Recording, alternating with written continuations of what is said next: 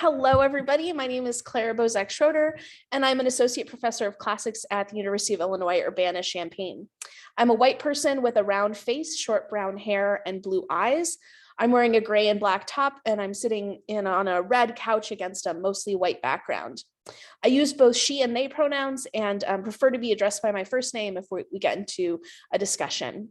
We also have a live captioner here today, and the stream for the captions will be reshared in the chat if you're just joining us now. I would like to begin today by recognizing and acknowledging that here in Illinois, I am on the lands of the Peoria, Kaskaskia, Piankashaw, Wea, Miami, Muscooten, Odawa, Sauk, Meskwaki, Kickapoo, Potawatomi, Ojibwe, and Chickasaw nations. These lands were the traditional territory of these Native nations prior to their forced removal. These lands continue to carry the stories of these nations and their struggles for survival and identity. As part of a land-grant institution, I have a particular obligation to recognize the peoples of these lands and the histories of dispossession upon which the university rests. As a humanist, I also recognize that the past is not past, and that no field or arena of inquiry is exempt from the responsibility of addressing the legacies of settler colonialism and its contemporary manifestations well beyond acknowledgments such as this. Thus, this statement is also a demonstration of my ongoing commitment to supporting the work of Indigenous scholars and communities so that we are together able to envision what poet Joy Harjo of the Muskogee Creek and Cherokee Nations calls a map to the next world. Thank you for holding me, the Spurlock Museum of World Cultures, and the Department of Classics accountable to this commitment. It's my great pleasure to welcome you to the second in a series of talks that accompany an exhibit I curated, now on display at the Spurlock Museum of World Cultures, called Bodies in Crisis: Death, Disability, and Transformation in the Ancient Mediterranean. I've invited experts from around the world to give short, accessible presentations on the themes of the exhibit in conversation with UIUC faculty from other fields. Thank you to the Spurlock Museum and the Department of Classics for funding this series. Today, our speaker is Heba Abd el Gawad, an Egyptian Egyptologist and the project researcher for the AHRC-funded project Egypt's Dispersed Heritage, Views from Egypt, at the Institute of Archaeology, University College of London. This project is aimed at amplifying the voice, visibility, and validity of modern Egyptian communities in UK museums. She has previously led various curatorial roles in the UK, including co-curating Two Temple Places 2016 Beyond Beauty, Transforming the Body in Ancient Egypt exhibition, serving as project curator of the British Museum's Asyut project, and more recently has guest curated Listen to Her, Turning Up the Volume on Egypt's Ordinary Women exhibition at the Petrie Museum of Egyptian Archaeology. Heba specializes in the history of Egyptian archaeology, focusing on the past and present Egyptian perceptions and representations of the collection and distribution of archaeological finds from Egypt to the world, including museums such as ours. When I wanted to understand the history of Spurlock's Egyptian collections, she was the person that I turned to. Heba's interlocutor today is Jenny Davis, a citizen of the Chickasaw Nation and an associate professor of anthropology and American Indian Studies at the University of Illinois Urbana-Champaign, where she is also the director of the American Indian Studies program. Her research focuses on contemporary Indigenous language revitalization, Indigenous gender and sexuality, speculative and creative writing, and collaborative methods, ethics, and repatriation in Indigenous research. Since 2019, she has served as the Chancellor's Fellow of Indigenous Research and Ethics. In this role, she is working to develop campus initiatives, including a campus-wide NAGPRA office established in 2020, to ensure that the university is knowledgeable about and in compliance with US and tribal government policies and protocols. I have long wondered how NAGPRA might provide a model or parallel for thinking through the sort of collecting and display of ancient human remains. So I'm especially excited to have Jenny here today. After Heba's presentation, Jenny will have a chance to pose questions and reactions before we open up for a larger conversation. As we go along, feel free to use the chat box to record questions for later. You can use either the chat, which will send questions directly to the host and the panelists, that's us, or the Q&A box. Please also do whatever you need to care for yourselves as we proceed by, eating, drinking, stretching, getting up, whatever you need to do. Most people are not on camera, so I don't think it will even be noticeable. But please, without further ado, Heba, please take us away. Hi, everyone.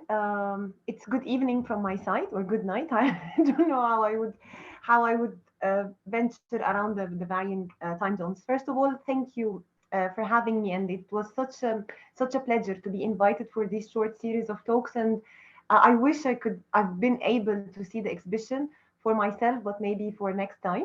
It's such an important theme and topic, that the bodies are in crisis, not only the bodies in museums, but I guess even today with the current political events, bodies everywhere are in crisis. Without giving more introductions, I'll go straight to my talk.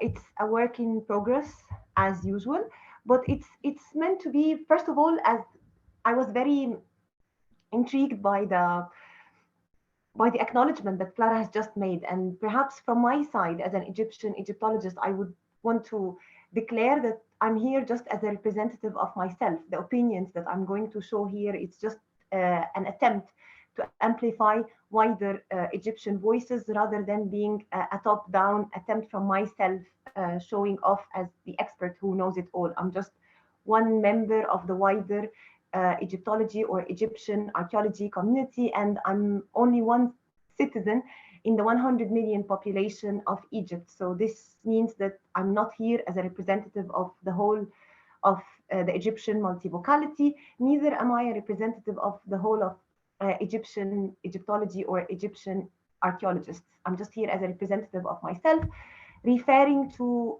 the work or the observations that I've been making throughout the recent project that we've been working on, Egypt's dispersed heritage, and reflecting on the many questions that are currently posed by Western academia and the impact that this has on us as Egyptians and Egyptian archaeologists from the observations that I was able to make. So the question, it's very clear what we are going to discuss, or what I aim to discuss today, is whose ancient Egyptian mummified remains? Who owns ancient Egyptian mummified remains? There will be few images of human remains, so this is a warning, and I hope this wouldn't disrupt or disturb any of you, and this is only intended for the sake of clarification or a bit of clarity, and they are all images that are already out in the public domain. This is not an excuse, but this is just to demonstrate the issues or the many problems that come with Egyptian mummified human remains, the ancient Egyptian mummified human remains. The question that we have is Egyptian mummies, or I think making a visit to see an Egyptian mummy is perhaps one of the ways that we all grow up, not just in Egypt, but even throughout the world, given the very large scale and scope of distribution of Egyptian finds or Egyptian artifacts, as well as mummified human remains throughout the world. So it's some type of it's a transitional visit. Once you are moving from being a child to an adult, a trip to see an Egyptian mummified human remain, I think, is a must, and is a given, but equally is accessible for nearly most of the world, given the fact that there is a piece of ancient Egypt, be it a human remain, be it a mummified human remain, or an artifact sitting in nearly 350 institutions. This involves museums, public houses, etc., in 27 countries throughout the 5 continents.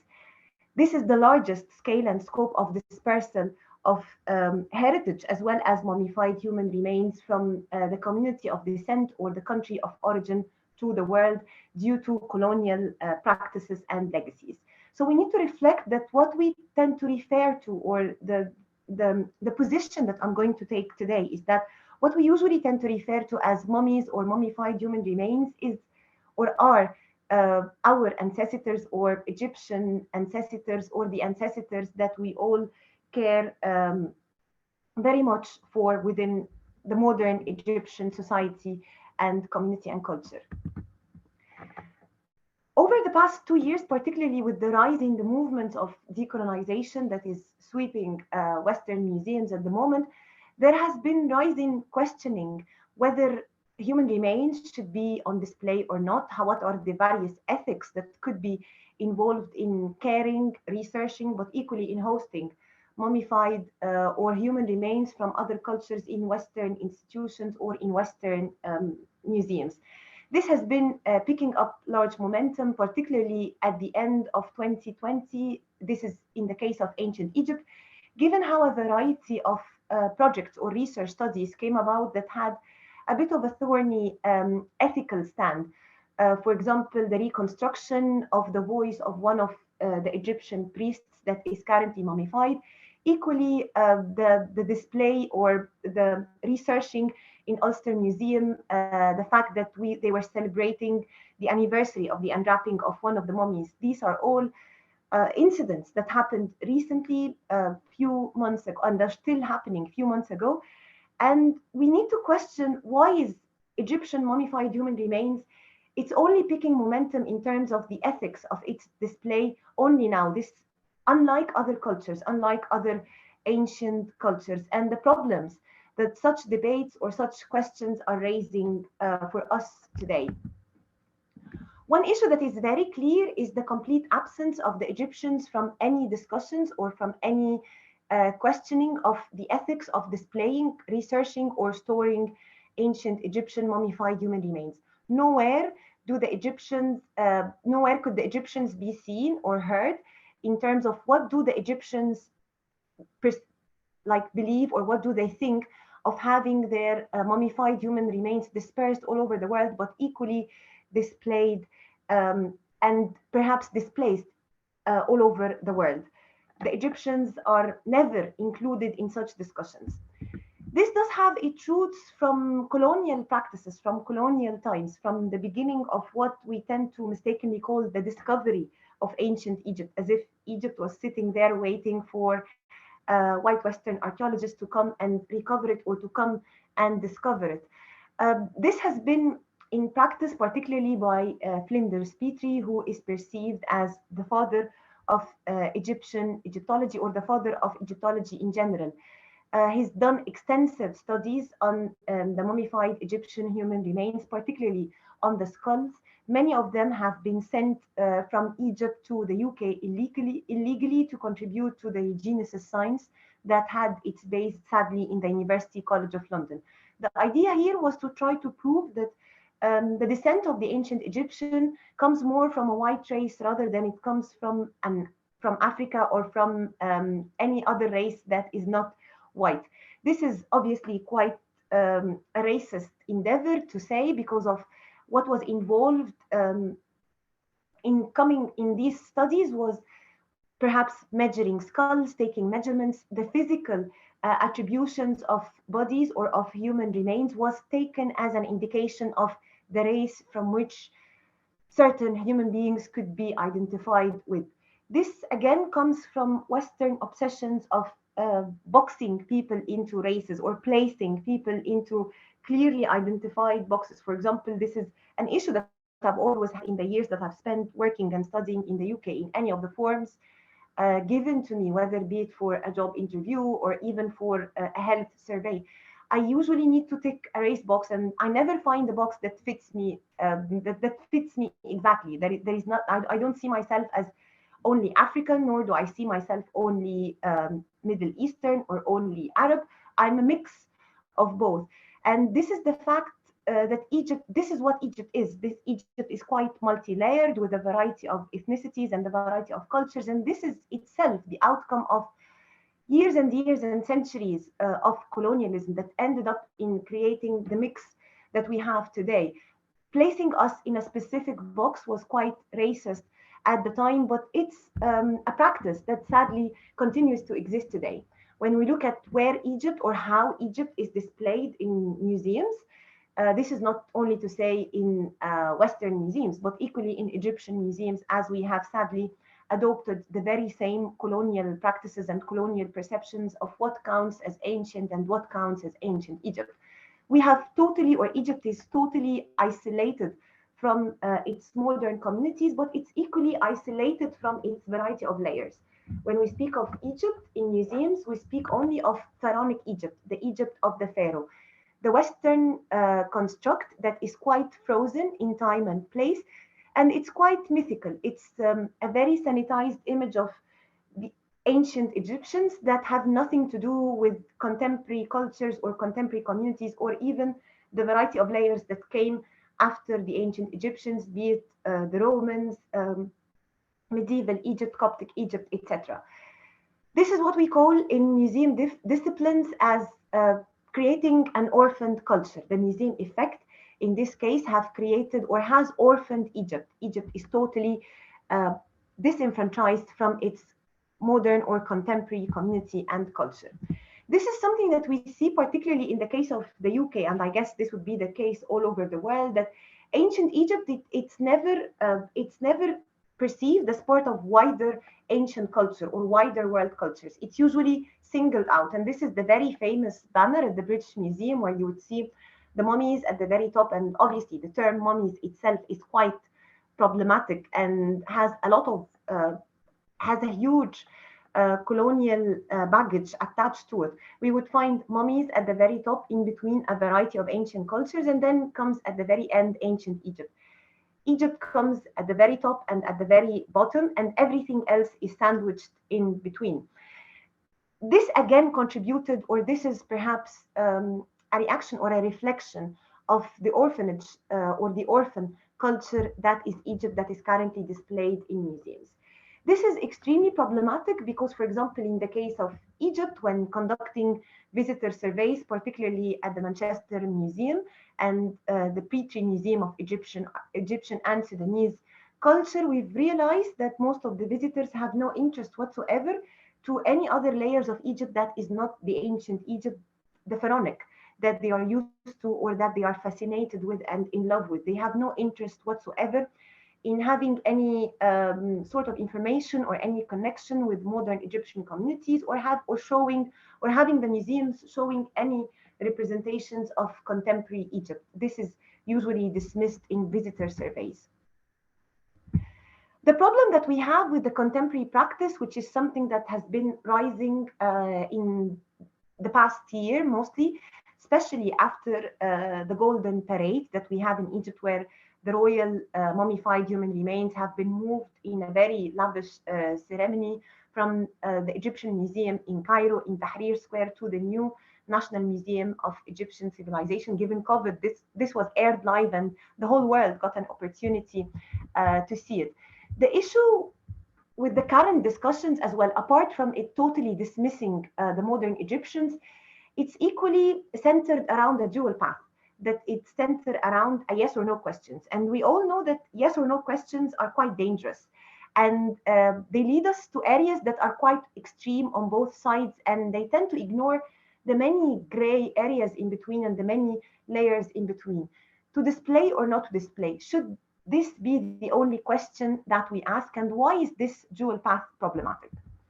Moving the question to simply displaying or not displaying without discussing the colonial history behind why are these human remains currently outside of Egypt? Why are they currently in display in such a way, or why they are um, uh, currently displaced, is something that museum labels never give off. Like, I know that a museum label, given the interpretation teams that are usually behind how we curate and how we display objects and artifacts, but equally mummified human remains have very specific instructions.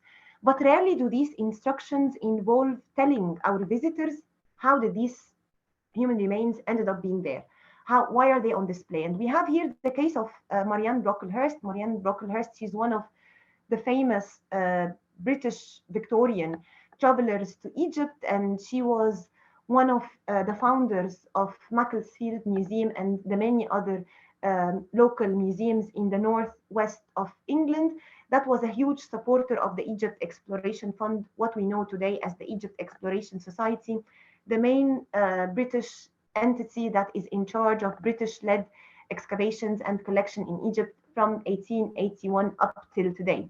In one of her diaries, she tells, I don't know if I can call it an interesting story or perhaps a disgusting story of how they ended up or how they got their mummies. And perhaps she tended to call it the adventure she had in fighting with Amelia Edwards, the founder of the Egypt Exploration Fund, on getting on buying this human remain that was already inside the coffin that we see here, and how this was bought in Thebes from one of the merchants, from one of the Egyptian merchants in antiquities. And sadly, then selling antiquities was legalized within Egypt, and you would have a permit to be allowed to sell antiquities, but equally human remains, and they were quite in demand.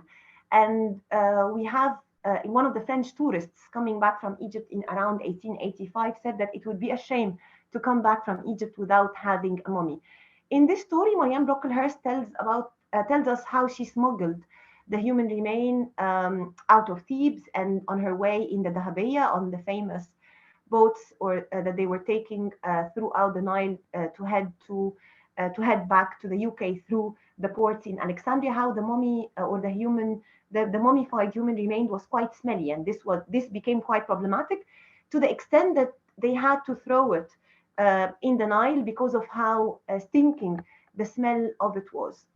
She had quite an ethical debate with herself, something that we see in her diary, that she was saying perhaps what we did was the right thing, that we left him to rest at the bottom of the Nile in his land. But that brings us to the question of why taking him out of the land to begin with. Stories like this are never shared with the public. They remain centered around academic discussions. They are never brought up into the public. And as we see here in the diary, she calls the Egyptians as the Arabs. She says popularity among the Arabs. And this is usually, again, coming from the colonial practices or the colonial legacies. And this is why excavators, collectors, foreign excavators and collectors in Egypt perceived the contemporary Egyptians at the time as Arabs who have no direct descent, or they shouldn't be perceived as the direct descendants of the ancient Egyptians.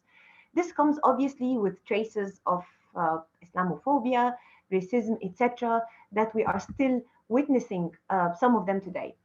The other issue is also how were these human remains treated once they were once they were taken out of Egypt. They were used to create the color mummy brown that was used in painting, and this is a very famous French painting that is currently in the Louvre. That the brown that we see in the painting here, this is mummy brown. The mummies were crushed to create a color, a paint, mummy brown, quite disrespectful and quite demeaning, one would say. But equally, the unwrapping parties that were held throughout the world, but within Egypt as well. Here we would see the Khedive witnessing the unwrapping of one of the mummies, particularly, I think, the mummy of Seti I. And the issues that were surrounding those parties, that, for example, here we see an extract from the archive of the Horniman Museum and Garden in London, where Mr. Horniman, in one of the unwrapping parties that he has held, he was giving away to the audiences who were witnessing the party. He gives them a present of a small sample of the mummy cloth as a souvenir of the occasion.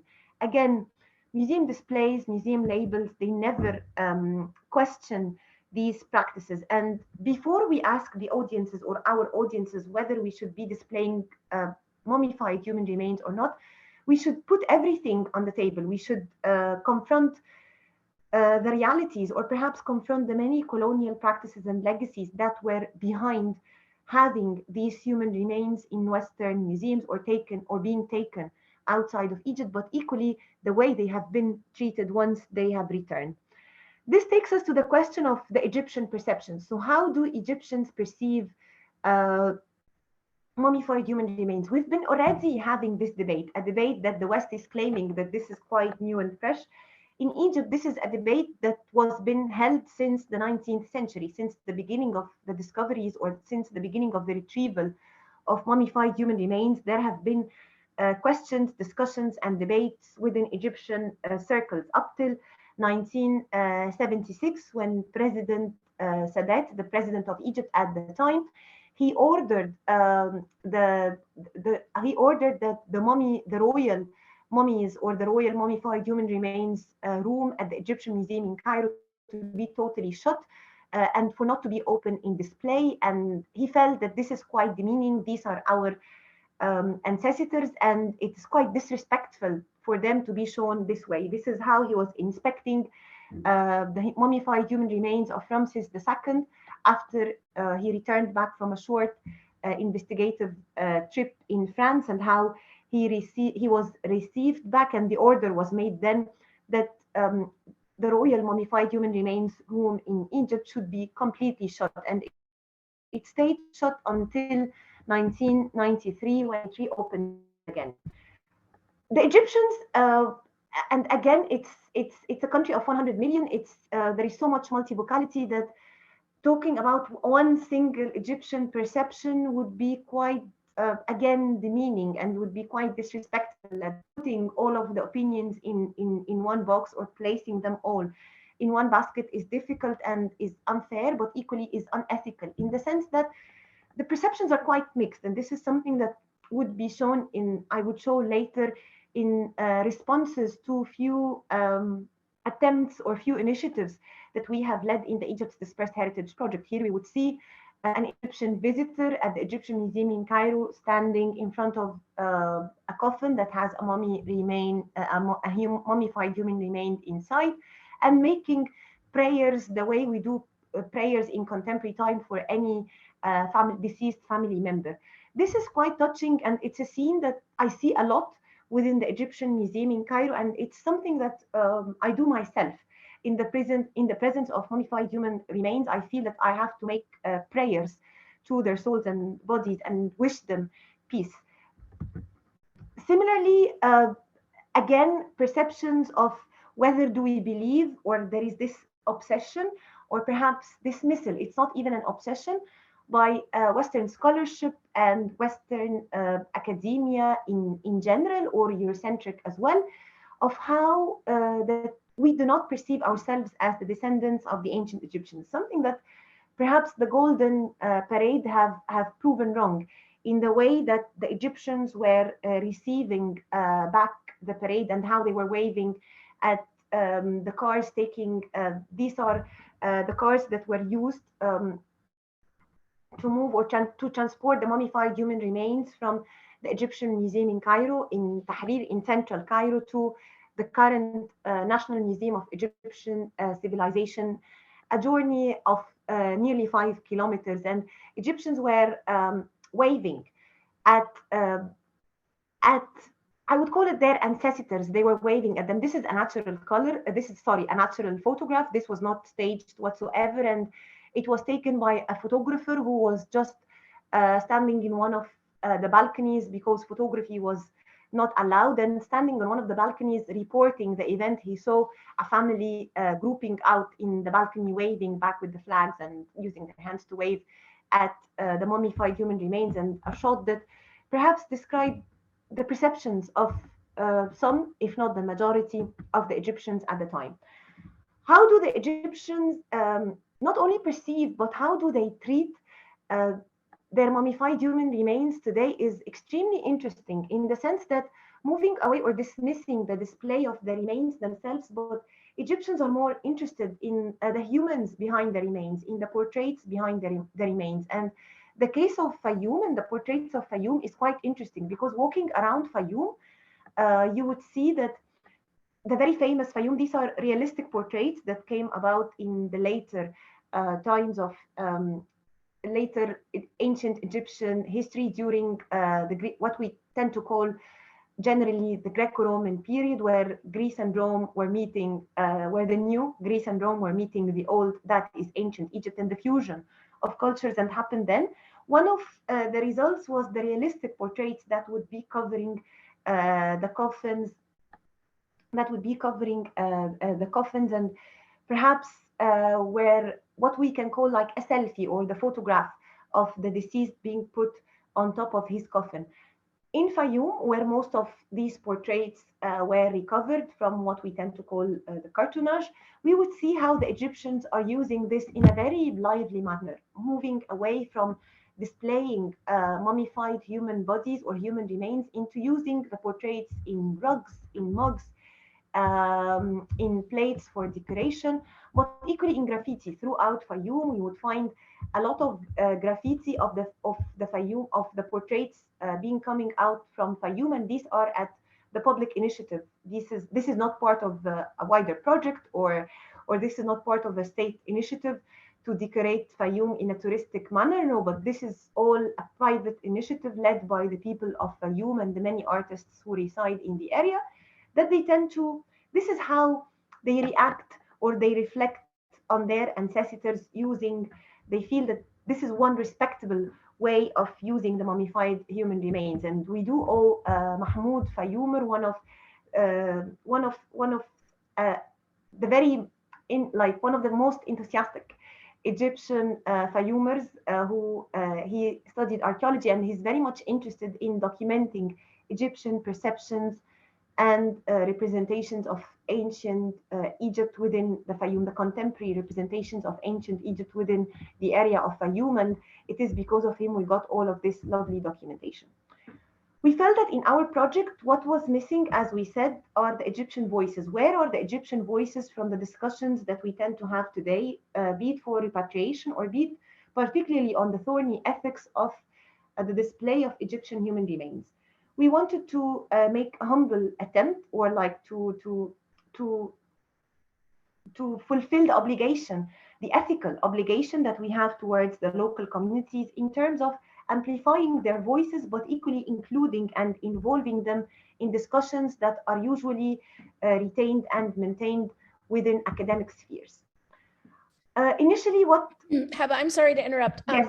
Just going to ask you to wrap up this portion so that we can move on to the discussion. Thank you. Yes, sure.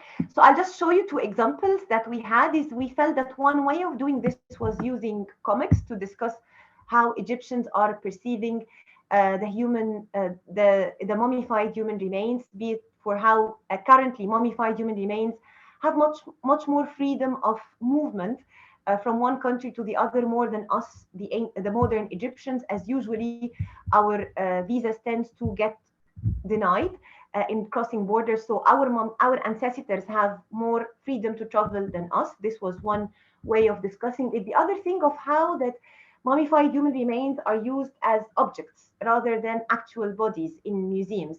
Here that we would show them standing as a celebrity in another comic being taken photographs. And the final one was on how we are perceived as totally isolated and totally dismissed from discussions. You would see two white scholars, each on one side, with me and an author, the comic artist. This is me in the veil, and this is the comic artist. And in between us, there is the mummified human remain of a female, and we made her facial features expressive to show, to rehumanize her. And the both of us are standing in the middle, looking left and right, as we are totally isolated from the discussions and totally ignored, trying to make the two white Western scholars listen to us as we make up our opinion on whether human remains should be displayed or researched or not, and we remain ignored. This is to wrap up, and thank you so much. Thank you very much. That was fantastic.